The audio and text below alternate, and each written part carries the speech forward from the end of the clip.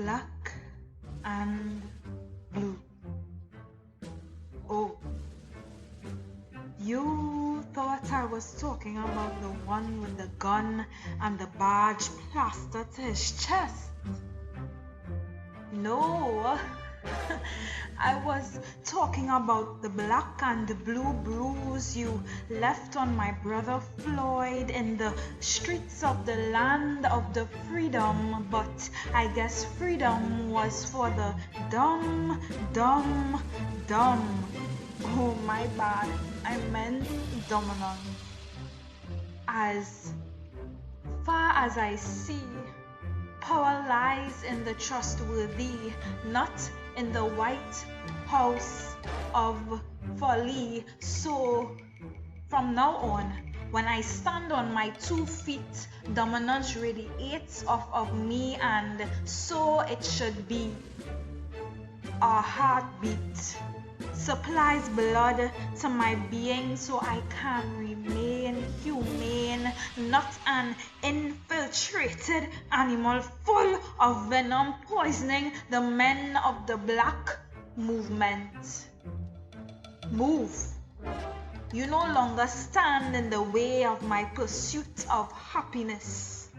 Let me make it clear. You are not my possessor. You cannot buy my worth. You are foolish to think that your strength can withstand the intelligence of a black man. Black man. Yes, you.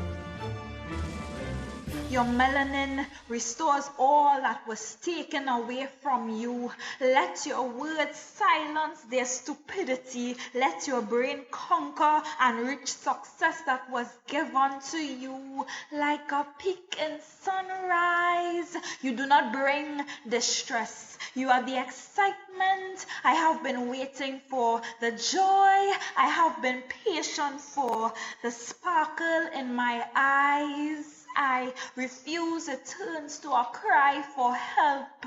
My day of gladness would not be turned to a night of sadness, and weeks of bitterness shall not stop years of anger. It's just that when 2020 hit, Mr. Murderer, you casually killed a man with your hands in your pockets and your knees jacked up against his neck. You seemed relaxed. No, it has me thinking, like, really, how many more Floyds have you jacked up so casually? No, because of your debacle of a decision, the silent night has now come to fight. So while in your hidden territory, you do understand the destruction that is caused by the unity of a black community.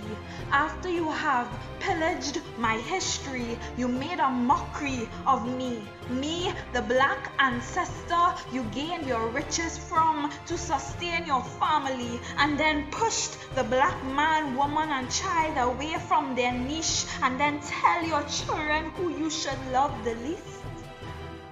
We black men and women are the ones trying to hold the peace, portraying love even if we don't receive. I cannot wait any longer. The dam of silence has broken. Midnight has struck, and the privileged must take a seat. So one step into these waters and you will be swallowed up like a leaf. I say no justice, no peace, and so it shall remain until my black men and my black women are free. I say no justice, no peace, and so it shall remain until my black men and my black women are free. No justice, no peace, and so it shall remain until my black men and my black women are free.